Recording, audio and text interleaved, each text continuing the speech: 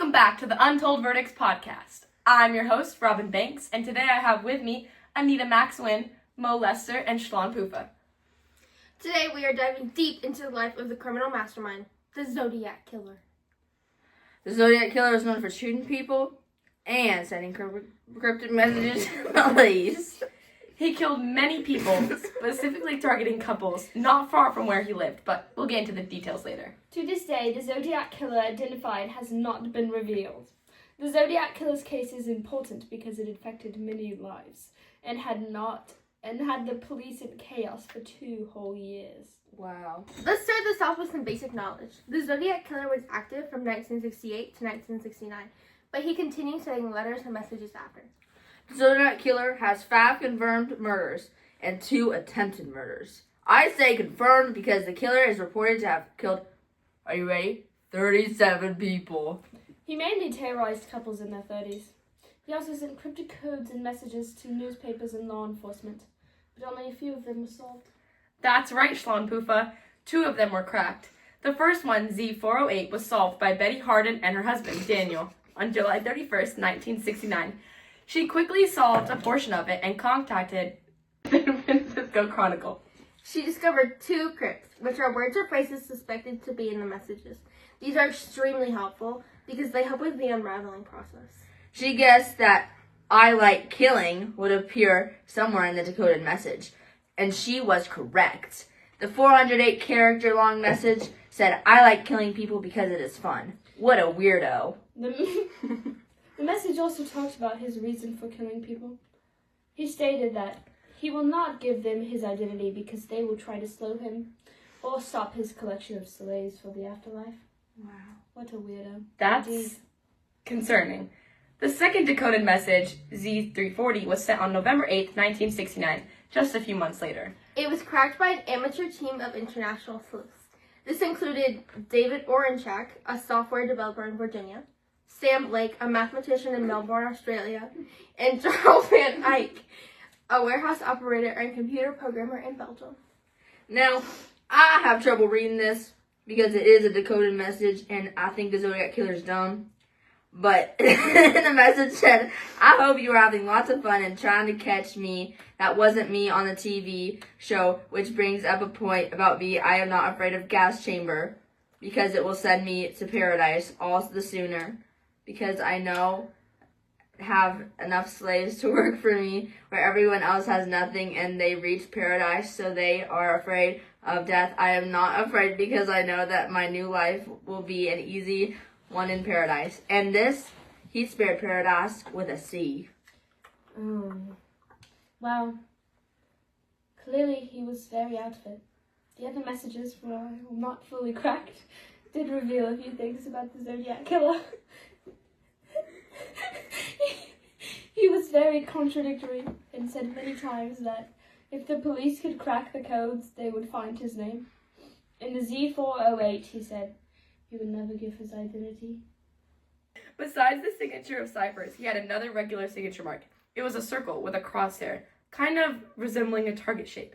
He would include the symbol in the letters he sent, and even some in crime scenes. It's insane how much he sent to the police, and yet they were unable to crack it. I agree. The case is still unsolved. Do you guys think they'll ever catch the guy? Probably not, considering it was in the 70s. I wonder how old the guy is now, or if he's even still alive. I wonder too.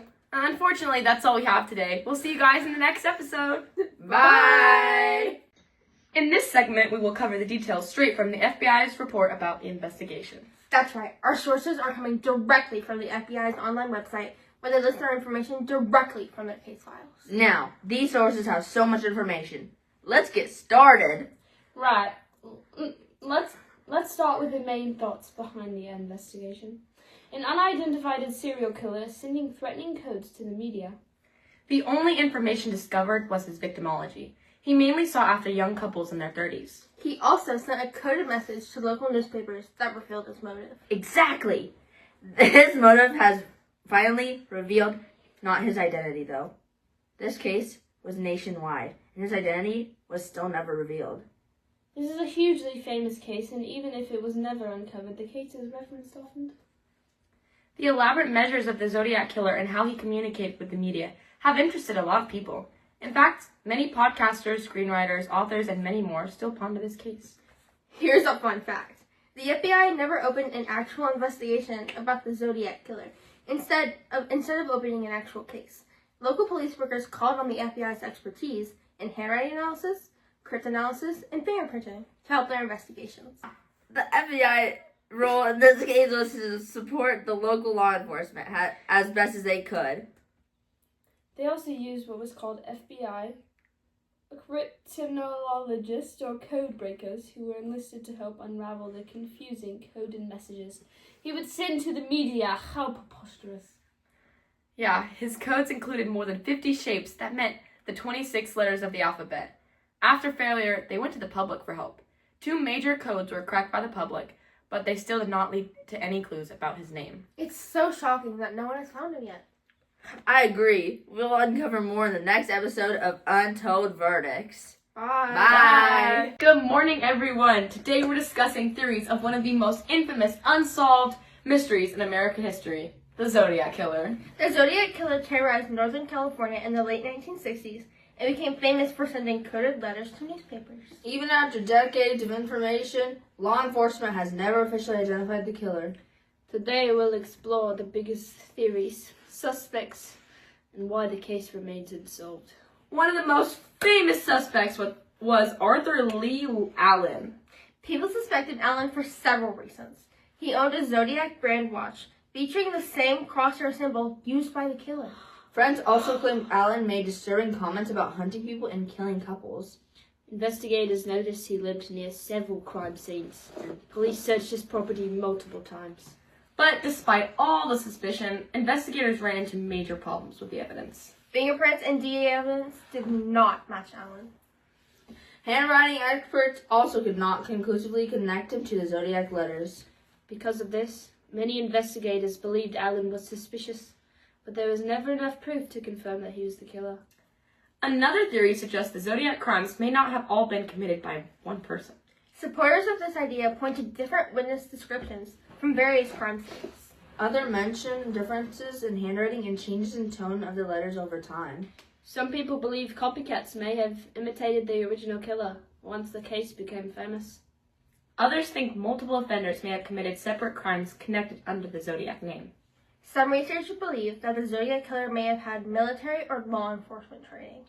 One reason is his apparent knowledge of codes and ciphers. Some people compare the Zodiac case to the murder of Elizabeth Short, also known as the Black Dahlia case. The Black Dahlia murder occurred in 1947 in Los Angeles. The Zodiac killings mainly happened between 1968 and 1969 in Northern California. Although both became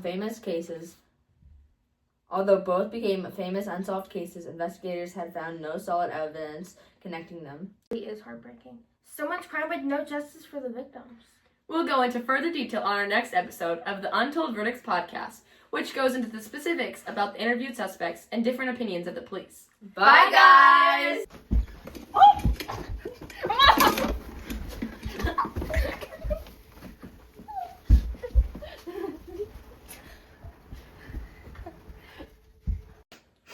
Guys, I have some unfortunate news. Robin Banks is no longer with us.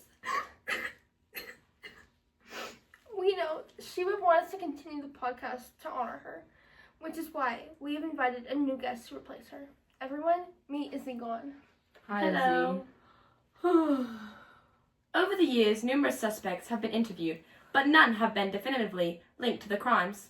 The Zodiac's cryptic letters often included taunts and threats, adding to the mystery. Today's episode is a difficult one, not just because of the mystery, but because of the voices behind it. We're diving into interviews connected to the Zodiac Killer, including survivors, family members of victims, and investigators who lived through it. Welcome back to Untold Verdicts, the podcast where we visit some of the most haunting unsolved cases in history. One of the most striking interviews comes from Brian Hartnell, one of the few known survivors. He was attacked at Lake Balenciaga in 1969. Years later, in an interview, he describes how calm the attacker was.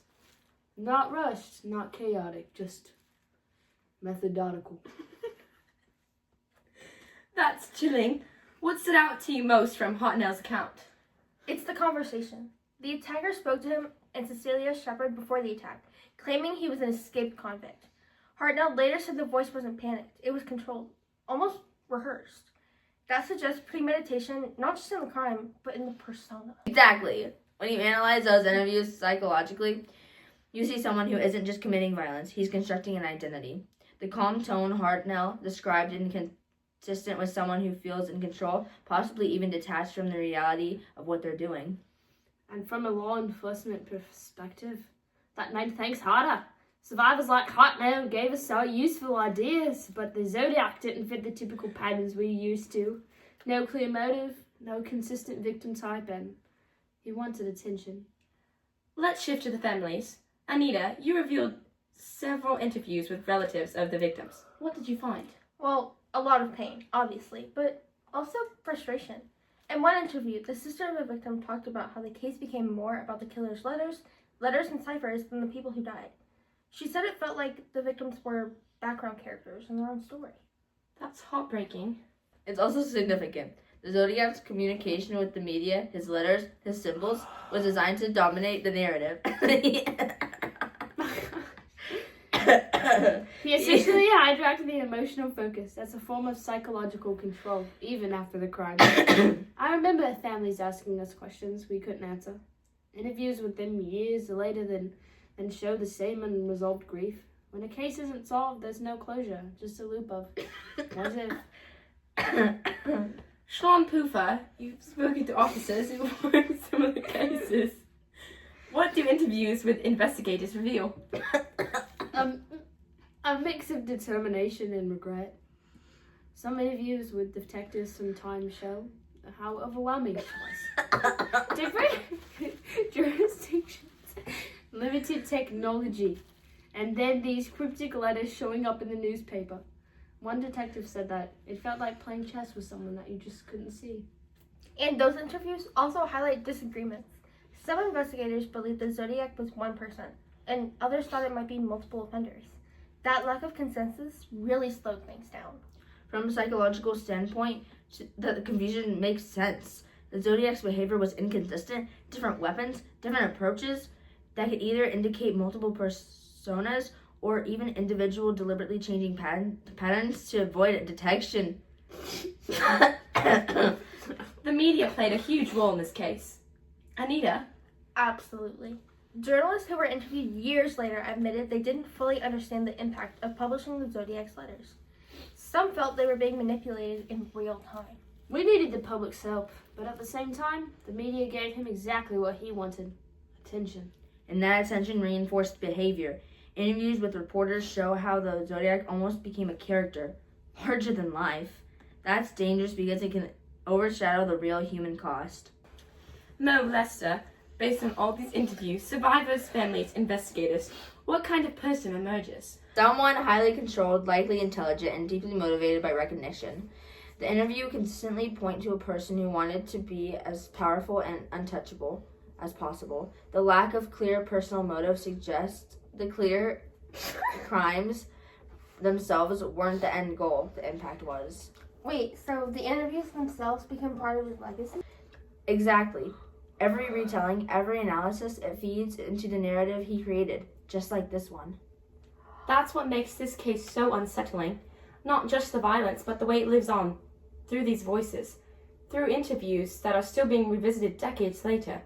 Before we wrap up, one final thought from each of you. What stays with you the most? Well, for me, it's the survivors. Hearing them speak years later, it reminds me that it isn't just history, it's personal. The unanswered question is, interviews don't always bring clarity. Sometimes they just show how much we don't know. The psychological impact was what impacted me, not just on victims, but on society. Fear like that doesn't disappear easily.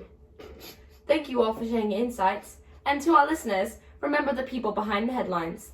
This has been Untold Verdicts. Stay safe, and we'll see you next time. Also, watch out for Robin.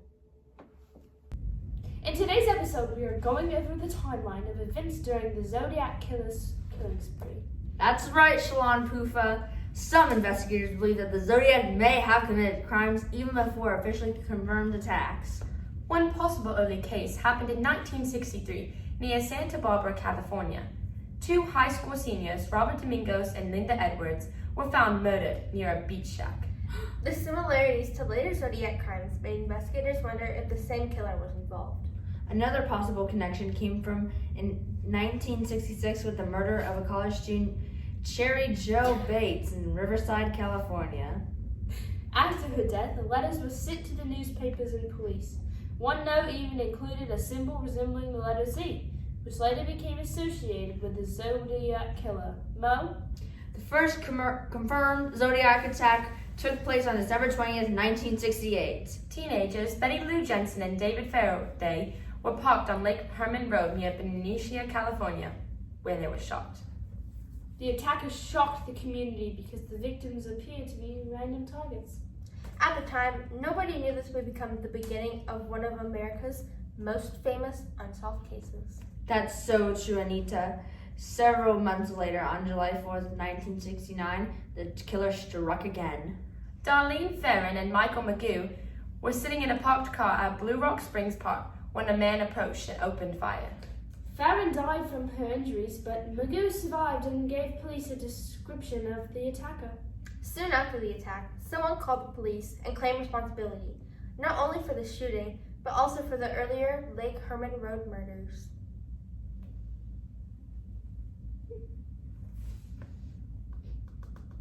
Later, the same month, newspapers received letters from someone claiming to be the killer. The letters include ciphers, secret coded messages, and demanded they be printed in newspapers. One letter included the now famous line saying, "Killing people was fun." This was also when the writer first identified himself as the Zodiac. Izzy? On September 27, 1969, the Zodiac attacked again at Lake Berryessa. College students Brian Harnell and Cecilia Shepard were relaxing by the lake when a man wearing a strange hooded costume approached him.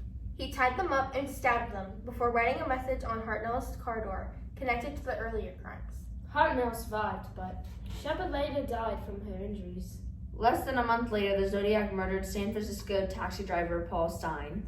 This crime was different because it happened in a busy city neighborhood instead of a remote area. The killer even mailed part of Stein's bloody shirt to the newspaper to prove he committed the crime. Police came very close to catching the suspect, but a communication mistake led officers to look for the wrong person. Throughout 1970 and 1971, the Zodiac continued sending letters and cards to newspapers. Some contained ciphers, while others included threats and strange references to bombs and popular culture. He claimed responsibility for more murders than investigators could actually confirm. Some of the ciphers were solved years later, but others remain unsolved, even today. After 1974, the letters mostly stopped. And just like that, the Zodiac simply disappeared. After the years, police investigated many suspects, but nobody was officially proven to be the killer. The case remains open and continues to fascinate investigators, historians, and true crime fans around the world. The Zodiac killer case changed how police handled serial crimes and media communication. It also showed how fear can spread when criminals use the media to get attention. Even after decades, the mystery still hasn't been solved. Well, thanks for listening to today's episode. If you enjoyed this deep dive into the Zodiac killer timeline, tune in next time for another unsolved mystery. Bye! Welcome back to Untold Verdicts. Today we are discussing the possible suspects in the Zodiac killer case file. Sources say the police had many suspects, but they never convicted anyone. Let's get into the why. Mo, take it away. The first suspect's name was Lawrence Kane. He was a suspect because he worked in the same Lake Tahoe hotel as Donna Lass. Donna disappeared in 1970 and was suspected of being a victim of the Zodiac.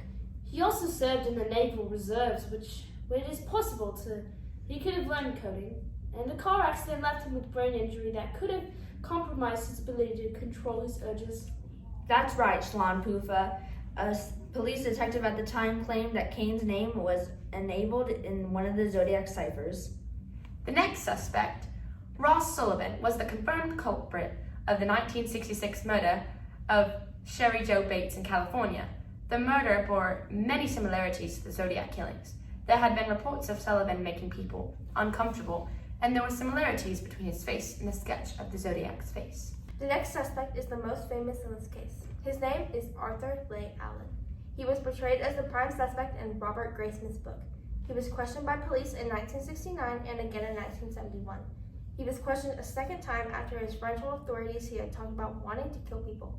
He also wore a Zodiac brand watch and owned the same caliber gun. He also had bloody knives in his car, but told the police they were used for killing chickens. And he was ambidextrous, which some people believed could have helped disguise his handwriting.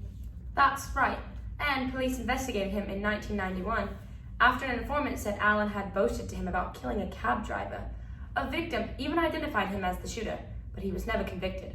What? Why? Why was he never convicted? Well, Allen didn't match witness descriptions of the Zodiac, and his fingerprints didn't match the DNA either. His palm print also didn't match the rest of the DNA. They even searched his home, but found no incriminating evidence. His handwriting also didn't match. Huh? Well, the next suspect is Richard Marshall. He was a ham radio operator and a movie projectist. He lived in San Francisco near one of the murder sites. People in his community reported him as being peculiar, and he talked about finding something much more exciting than in intercourse. He also loved old movies, specifically The Red Phantom, which was mentioned in the Zodiac letter. What a weird guy. Our fifth and final suspect is Earl Van Best Jr. He was actually originally accused by his own son, Gary Stewart, in his book The Most Dangerous Animal of All. Stewart said Best resembled the composite sketch of the Zodiac. Best lived in California, was interested in Sivas, and knew a Satanist. He also served time in prison for statutory rape of his wife. Stewart claimed to have found Best's initials in the Zodiac cipher, and their handwriting matched. Their fingerprints did not, however. He was ruled out. So many suspects, yet no promising leads on the Zodiac's identity. That's so interesting. According to these reports, multiple men matched the Zodiac's fingerprints. That's another reason no one could ever be convicted. Contradictory evidence. You're right. Many people still have their personal theories about his identity. That's true. Welcome back to Untold Verdicts.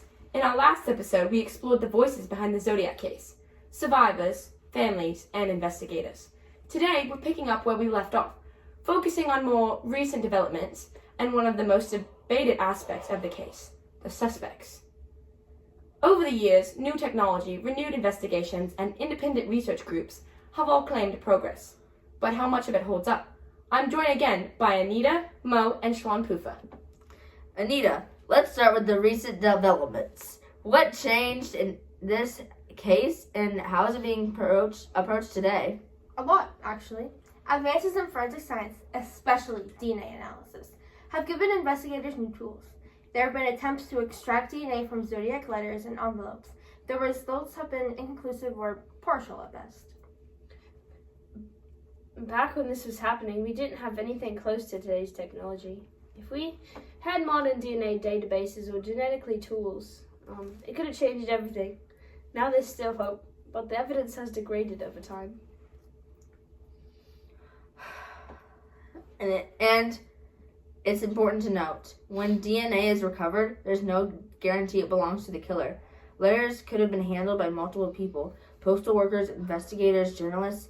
The complications are significant.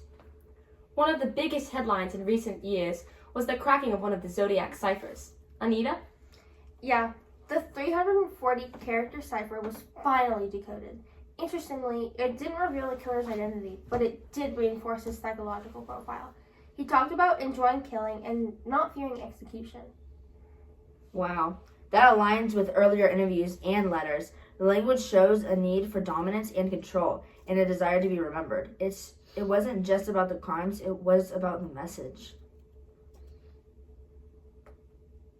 From an investigative standpoint, it was both exciting and frustrating. You finally cracked something that's been unsolved for years, and it still doesn't give you a name. Let's talk about suspects. One of the most well-known names is Arthur Leigh Allen. Shalon Pufa, what made him a strong suspect? Allen had a lot of circumstantial evidence against him. He owned a Zodiac brand watch, the same symbol used in the letters. He was questioned multiple times, and some witness descriptions loosely matched him. There were also reports from people who knew him that raised suspicion. Statements about violent thoughts and unusual behavior. He became the focus of several investigations. But psychologically, there are inconsistencies. Some experts believe Allen doesn't fully match the linguistic style of the Zodiac letters.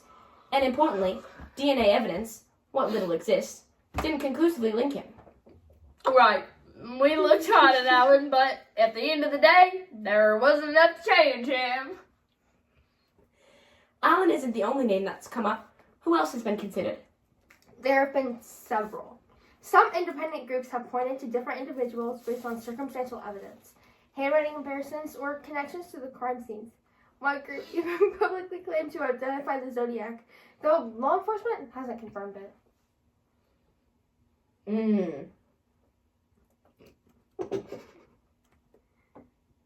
This is where things get tricky.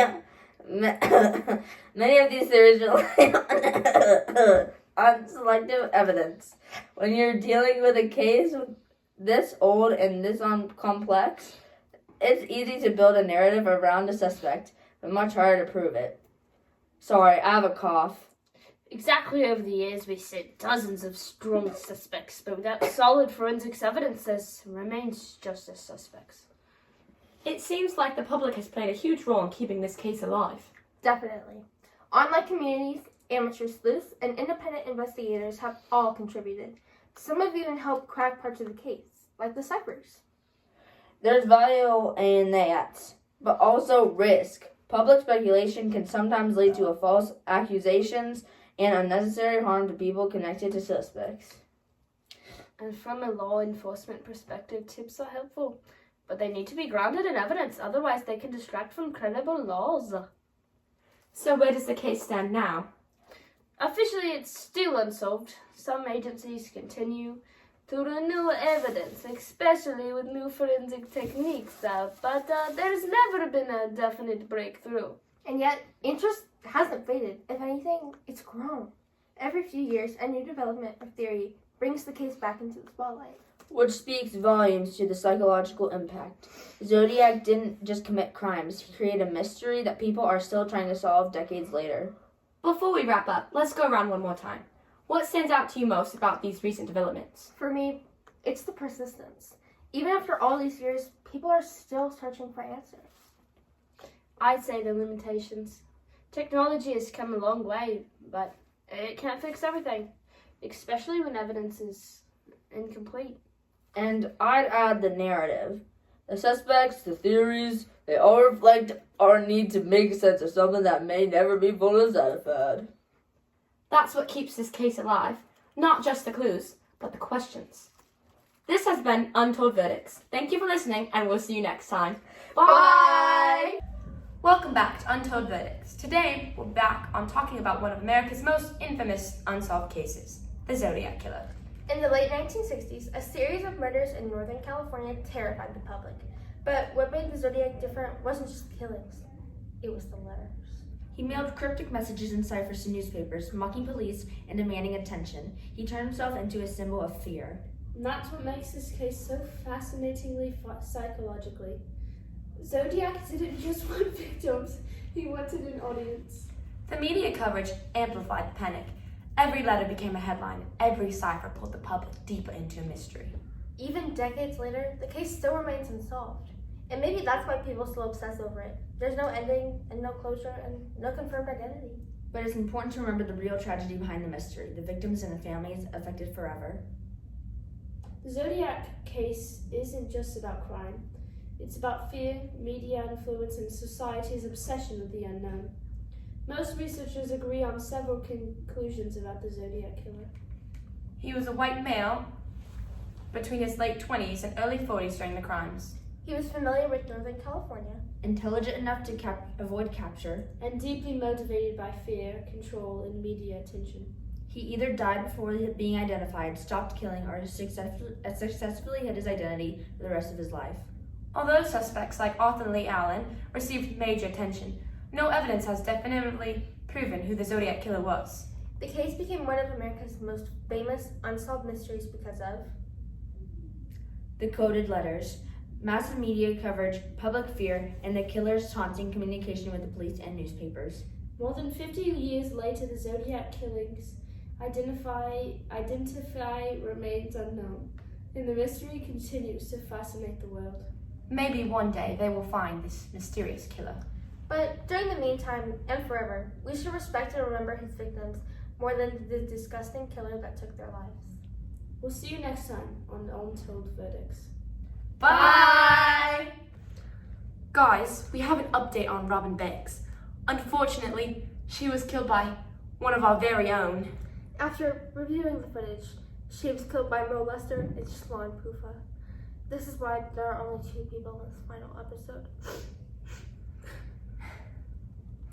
Because Mo Lester and Shalon Pufa, they were convicted, and I don't know, there's a whole bunch of stuff, but we can't have them on our podcast anymore, so please respect our privacy at this time. On with the episode. All right, here is our wrap-up segment to summarize the entire Zodiac case. Right, let's start with the victims. The killer is linked to 5 deaths and 2 attempted murders. However, the killer himself said that he murdered up to 32 people. He mostly targeted young couples in their 30s. That's right, Anita. He also had a signature mark. It was a crosshair, or a circle with a mark in it. It resembled a target. The most popular suspect was Arthur Leigh Morgan. Many people still believe to this day that he was the offender. Since this is a cold case, it is still unsolved and no one ever went to jail for it. That's right, Izzy. It is important to still talk about cold cases because we want to shed light on the victims and their families. Exactly. Even though we can't give them justice, it is important to spread awareness and honor them. Precisely, Izzy. And that's a wrap on the Zodiac Killer. Bye! With everything happening right now, we're coming to the end of our series on the Zodiac Killer. We appreciate every one of you and thank you all so much for tuning in to the Untold Verdicts podcast. Stay tuned for future episodes where we debunk more criminals and theories of unsolved cases. Let us know who you guys want us to do next. You can contact us at 770-676-6767. This is the Untold Verdicts podcast, and that was the end of our Zodiac Killer segment. Bye!